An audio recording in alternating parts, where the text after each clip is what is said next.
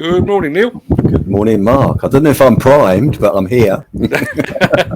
Well, just to let everybody know, just in case it is still the case, I don't think it is. We did have a few audio issues a bit earlier on when I spoke to Neil off air, but it looks like we're fixed because I can see you nodding in time with what I'm saying, which is a good sign. Yes, I'm not going to be like the who was the comedian that gave it. Norman Collier. Yeah, Norman Collier. I aspire to Norman Collier. I really do. We're already getting messages in the chat there. Good morning, Neil from Gary Muirhead up in Scotland. Morning, Gary. Ken Hatcher with his very predictable question, how's Wales doing? We'll come to that in just a second, but I guess, Neil, we should start with the scores on the doors. Yeah, well, obviously we're a little bit early, and so we've still got today and hopefully Tuesday and Wednesday to fill in some more contract awards. But at the moment, we're above £5.77 billion this month. So yes, it's more than last month and more than the same month this time last year. It's fantastic news, and I'm kind of getting tired of saying it now, but it just runs contrary to everything else that's happening in the world. Yeah, I think like the world's in turmoil, and construction has just gone, yeah, whatever, we'll just crack on. Yeah, I think one of the key words is why. Yeah, why is it? Yeah. Why?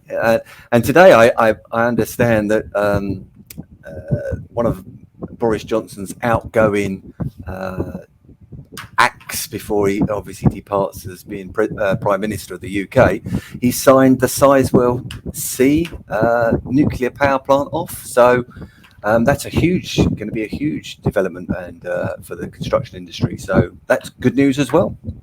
Well, fantastic news. Although, as with all things nuclear power, what is that, 20, 30 years away, I suppose?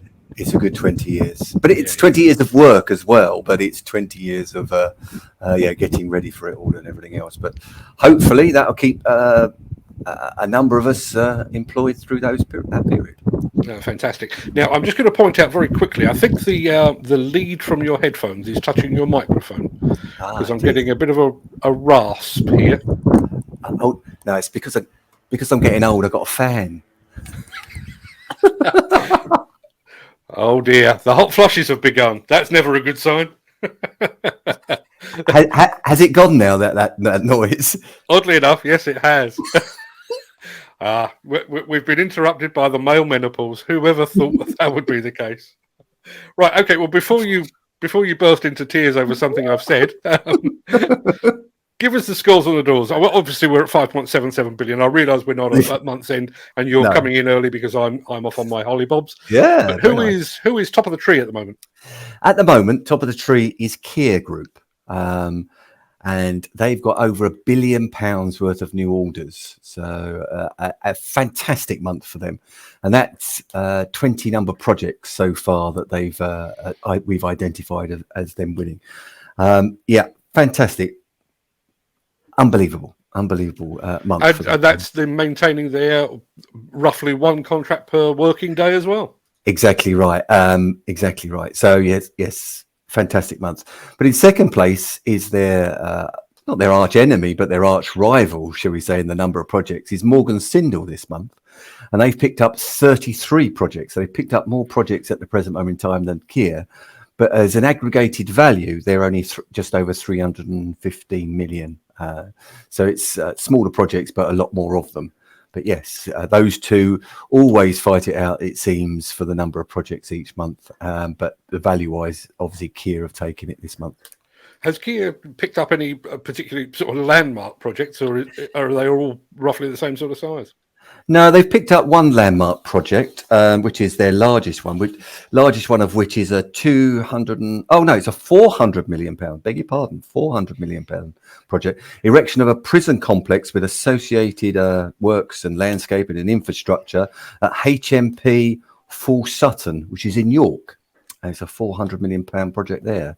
And I know they've also picked up a £250 million project for some waterways and some water sewage works, which is quite apt at this present moment in time, because obviously I don't live too far from the coast down at Eastbourne, Seaford and those sort of areas. And we've very much got, in these beautiful times, red flags everywhere along the beach because we're not allowed to swim there because they've just dumped a whole lot of raw sewage into the sea. But let's move on. And the very I'm fact not that bitter. we've had MPs actually voting for that, it makes no sense at all. No, it's remarkable. We spend thousands of pounds getting these blue flags, so our waters around the UK can attract people, and especially in these times of COVID as well, staycations have been prevalent throughout the UK. And then all of a sudden we have a little bit of extra rainfall, and they decide just to open the floodgates because they have an electrical fault somewhere along the line, and just pollutes the whole of the south and southeast coast of the UK. We'll get back to the top 5 in a second, but I've been encouraging people to post their questions to you with that banner across the bottom. And Gary Muirhead has said, what is your opinion on the new PM, whoever it is? Can you see them cutting back on government contracts? Any word on the street? I'll leave you to answer that. I mean, generally, a new PM tends to like to invest because that's a vote winner, isn't it? Yes, they do, whether it be a he or a she. In these kind of things, they're in this instance, obviously, the word on the street is the mystical or mythical 43 new NHS projects will become factual. So, because that, even though it was by an old prime minister, it was still within their manifesto. So the word on the street is they will definitely bring those into line and start to move those forward. But the current crisis within energy sector will probably, we're getting this Sizewell C, getting it off the ground, but some of the funds that were within going to certain projects may be diverted to help the UK out with paying their bills, because that could be an easy winner for them, because we've got this heading of heating rather than eating, and that's politically a hot potato at this present moment in time. So some funds may be diverted, but generally we still see, but the house building will still support the sector, and the only issue there is obviously inflation and interest rates for people doing those sort of things. So we're still seeing the industry going forward. The new Prime Minister probably will invest in construction, because also towards the latter part, it is a vote winner. Yeah, and there is that. I can never remember what the figure is, and I do apologise, but there is that figure that gets bandied around in terms of investment in construction. You put £1 in, and I can't remember how much you potentially get back out. £1.64. £1.64. So it is money wisely spent if they can find some down the back of the sofa. Yeah. That was the last time it was done. But, yeah, but every pound spent in construction, £1.64 goes back to the economy. So it's definitely a way of producing and keeping the GDP or whatever of the UK going. Okie dokie. We've had another comment here from Mick Norton. A lot of project money going south, while the plans to proceed with the HS2 link to Leeds languishes on the back burner.